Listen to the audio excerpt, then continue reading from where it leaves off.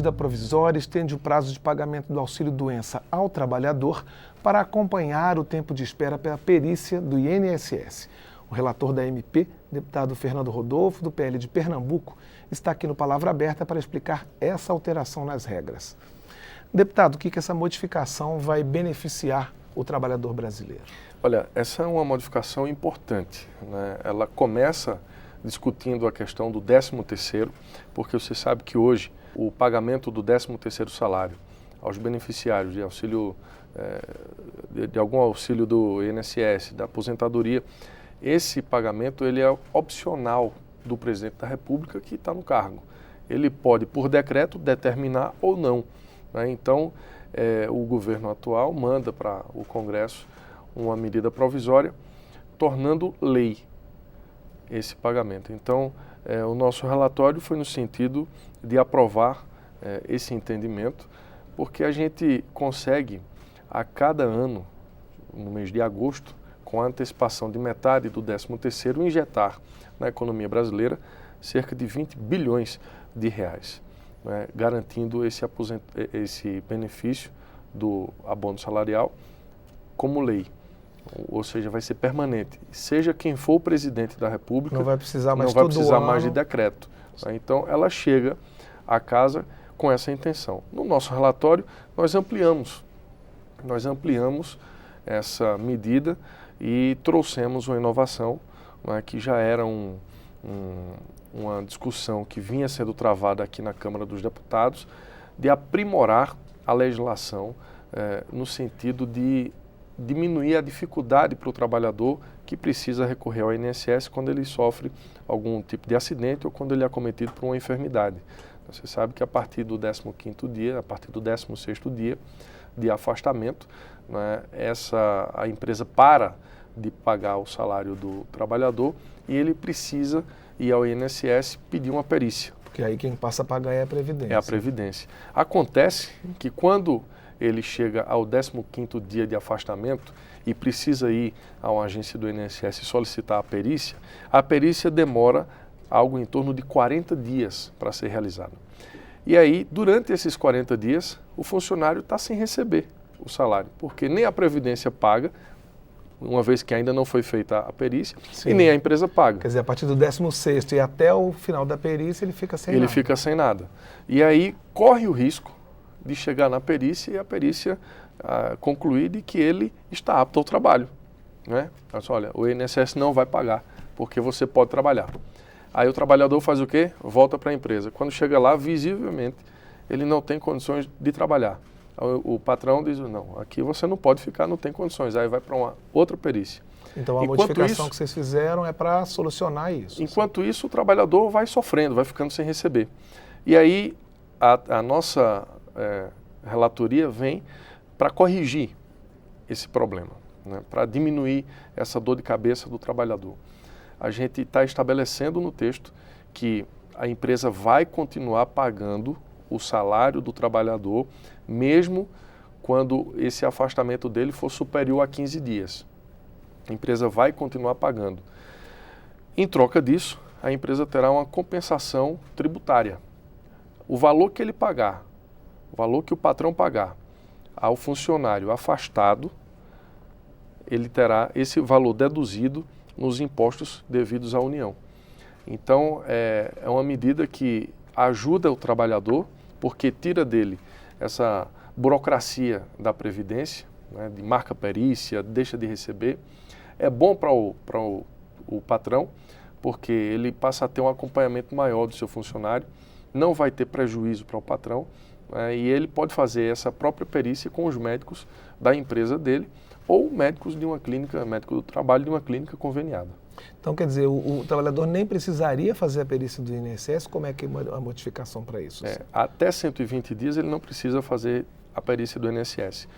Acontece que com essa medida sendo aprovada e se tornando lei, o trabalhador ele vai ter essa facilidade de ficar, de não ter a interrupção no seu salário.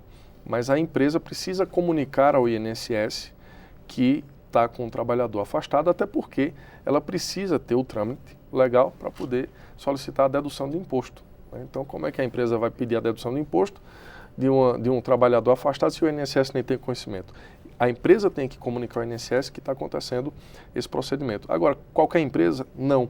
Você sabe que uma empresa pequena não tem condições, né, de assumir, às vezes até o que ele vai pagar de salário é superior ao que ele deve de imposto. Então, a gente também enxergou esse problema e estabelecemos que microempresa individual, trabalhadores domésticos, trabalhadores rurais, né, o empregado de trabalhador de empresa rural estão fora desse alcance. É uma medida que vai atingir, né, aquelas empresas que têm um alto número de funcionários, um alto número de servidores. E assim nós conseguimos costurar um amplo acordo que agradou a gregos e troianos aqui, oposição, governo, CNI, enfim.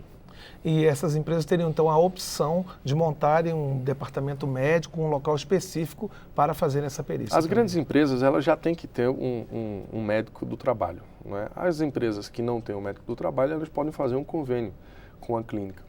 Então, ninguém sai no prejuízo aí, muito pelo contrário, é bom para os dois lados. É bom para o trabalhador, é bom para o empresário e é bom para a Previdência. Por que eu digo que é bom para a Previdência? Porque nós estamos aqui falando de uma medida que vai gerar economia para os cofres públicos. Por que economia? Porque esse tempo que eu falei aqui a você, do 16º dia de afastamento até a marcação da perícia, que pode durar em torno de 40 dias, o trabalhador está sem receber, concorda? Ele está sem receber. Aí vem a perícia e diz, não pode, ele está apto ao trabalho. Ele recorre à justiça. E nisso o tempo vai rolando, vai passando. Quando a justiça entende que o trabalhador está certo, condena a Previdência a pagar o salário corrigido com juros, porque aquele tempo que ele ficou sem receber vai recair para a Previdência. E quando a gente faz essa medida, que exclui essa burocracia, eu estou gerando para a Previdência no Brasil uma economia estimada de 7 bilhões por ano. Agora, no seu relatório, no relatório da medida provisória, tem algum outro ponto que o senhor destacaria em relação a benefícios para o trabalhador? Olha, esse é o principal ponto, né? Porque a gente, quando tira o trabalhador da burocracia de conseguir esse benefício do auxílio-doença, auxílio-acidente, né, a gente já está dando um grande passo, a gente já está evoluindo bastante, né? Porque talvez quem esteja nos assistindo agora não compreenda a importância disso, mas alguém que já precisou, se você que está nos assistindo agora já precisou recorrer ao INSS para conseguir o auxílio-doença, o auxílio-acidente, você sabe que foi difícil, não é fácil. Né? E principalmente aquele que teve o benefício negado, tendo ele direito, sabendo ele que não está em condições de trabalhar, mas acontece isso. Então, acho que esse é um grande avanço, é um grande benefício que nós estamos garantindo para o trabalhador. Não foi fácil, né? A gente sabe que aqui no Parlamento nada é fácil de ser aprovado, nada é fácil de acontecer. Como é que foi a negociação? Nós tivemos um amplo diálogo com o governo, tivemos um amplo diálogo com a oposição e tivemos um amplo diálogo com os setores que defendem a classe empresarial, como por exemplo CNI, Confederação do Comércio. Nós conversamos bastante. Foi um texto elaborado com muita calma, com muita paciência e que conseguiu agregar os interesses de todos. Né? Quando a gente estava no trabalho de formatação, já estava concluído, aí vem a CNI, pede uma mudança aqui, outra mudança ali, a gente atende, vem a Confederação do Comércio, pede também uma mudança, vem o governo e diz, olha, não está bom aqui, na hora de votar a oposição diz, não gostei disso. Então a gente tem que ter essa habilidade necessária, né, para construir o texto que dá para ser aprovado. O melhor caminho é sempre aquele texto que é digno de aprovação. E foi o que aconteceu, nós conseguimos aprovar por unanimidade, né, na comissão da medida provisória. Aqui também tem representantes dos trabalhadores, eles também se posicionaram em relação a isso? Se posicionaram, mas para o trabalhador, a vantagem foi imensa, né, porque no momento que para ele não vai ter prejuízo nenhum. Ele sofreu um acidente ou foi acometido de uma doença, ele se afasta da empresa e vai continuar recebendo salário. Não vai ter interrupção. Hoje, existe a interrupção, a partir do 16º dia, até a Previdência, através dos seus peritos, decidir. Então, ele está sem receber o salário. Com essa medida provisória, não tem interrupção no salário. Então, o trabalhador é o que sai ganhando em todos os aspectos. Ok. Deputado, muito obrigado pela entrevista. Viu? Eu que agradeço, estou sempre à disposição. Muito obrigado pelo espaço. A gente conversou com o deputado Fernando Rodolfo, do PL de Pernambuco, sobre mudanças nas regras do seguro-saúde, seguro-doença, em relação ao INSS. Eu sou Cláudio Ferreira e aguardo você na próxima edição do Palavra Aberta.